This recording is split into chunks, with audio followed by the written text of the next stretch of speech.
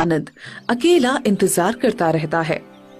इतनी देर हो गई और रामलाल चाचा अभी तक क्यों नहीं आए? मुझे जाकर देखना चाहिए। आनंद झील की ओर बढ़ता है। वहाँ पहुँचकर देखता है कि वहाँ कोई नहीं है। ये क्या, अभी तो रामलाल चाचा यहीं आए थे, फिर वो गए कहाँ? कहीं झील में तो नहीं गिर गए? आनंद आगे बढ़ता है कि तभी उसे वही घायल हिरण दिखाई देता है।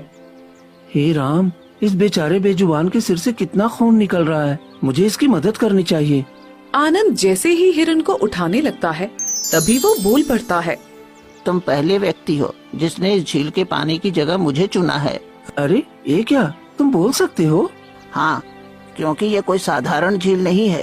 ये एक माया जाल है जो तुम्हें त्रिकुट पहाड़ जाने से रोकने के लिए बनाया गया है। पर मैं कुछ समझ नहीं पा रहा हूँ। आखिर तुम कहना क्या चाहते हो? साफ साफ बताओ। त्रिकुट पहाड़ का पानी बहुत पवित्र और जादुई है। ये गलत हाथों में न जाए इसलिए ये माया बनाई गई है। ये शक्तियाँ तुम्हारी परीक्षा लेंगी। तुमने पहली परीक्षा पास कर ली है, आगे और भी कठिन परीक्षाएं आएंगी। अगर तुम उन पर खरे उतरे तभी मंजिल तक पहुँच पाओगे। तुम्हारा बहुत बहुत धन्यवाद दोस्त, तुम्हारी वजह से मेरी जान बच गई। अब मैं आगे बढ़ता हूँ। मेरे गांव वाले प्यास से तड़प रहे हैं और मुझे हर हाल में पानी लेकर जाना है। फिर आनंद आगे बढ़ जाता है। चारों तरफ सन्नाटा और हल्की हल्की हवा चल रही होती है। हे भगवान, मुझे सही रास्ता दिखाओ। मेरे गांव वाले मेरी राह देख रहे हैं। मुझे कमजोर मत पड़ने देना। अचानक जमीन हिलने लगती है और आनंद घबरा जाता है। ये क्या हो रहा है? यहाँ सब कुछ हिल कैसे रहा है? जमीन के अंदर से तेज रोशनी निकलती है और आनंद के सामने सोने, चांदी और हीरो से भरा विशाल खजाना प्रकट हो जाता है। अरे बाप रे, इतना सारा धन! इतना सारा धन तो मैंने सपने में भी नहीं देखा था। तभी हवा में एक रहस्यमयी आवाज गूंजती है। आनंद, ये सारा खजाना तुम्हारा हो सकता है, बस एक शर्त पर। क्या है शर्त आपका? यदि तुम ये धन अपनाओगे तो त्रिकुट पहाड़ जाने की जरूरत नहीं पड़ेगी। इस धन से तुम राजा जैसी जिंदगी जी सकते हो। तुम्हारी माँ कभी भूखी नहीं रहेगी। तुम्हें कोई मजदूरी नहीं करनी पड़ेगी। आनंद थोड़ी देर खजाने को देखता है। उसकी आंखों में चमक और लालच दोनों झलकते हैं। अगर ये धन मिल जाए तो माँ को कभी दुख नहीं होगा। मैं भी आराम की जिंदगी जी सकूंगा।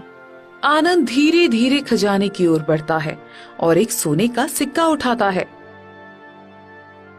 बस एक सिक्का ही ले लूं, इससे किसी का नुकसान भी नहीं होगा। तभी उसे अपनी माँ गोमती की आवाज सुनाई देती है।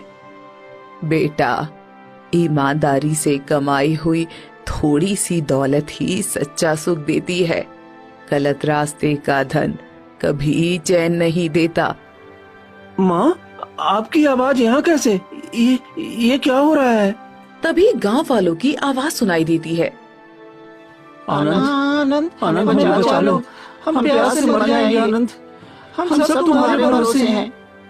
तभी आनंद की आंखों में आंसू आ जाते हैं। वो सिक्का वापस खजाने पर रख देता है। नहीं, मैं ये धन नहीं लूंगा। अगर मुझे अमीर बनना है तो अपने गांव वालों को बचा कर बनूंगा। माँ की इज्जत और गांव वालों की जिंदगी इस धन से कहीं ज्यादा कीमती है। तभी तेज हवा चलने लगती है। खजाना धीरे धीरे गायब होने लगता है। शाबाश आनंद, तुमने लालच की परीक्षा पास कर ली। तुम्हारा दिल साफ है। अब आगे की राह तुम्हारे लिए खुल गई है। आनंद के सामने एक नया चमकता हुआ और उसके सामने रास्ता बन जाता है। अब चाहे कितनी भी मुश्किल आए, मैं पीछे नहीं हटूंगा। आनंद आगे बढ़ जाता है और थोड़ी देर बाद उसे बहुत जोर से प्यास लग जाती है। ए भगवान, अब तो मुझे बहुत जोर की प्यास लग गई है, पर मुझे रुकना नहीं है। मुझे किसी भी हालत में त्रिकुट पहाड़ पर पहुंचना ही है।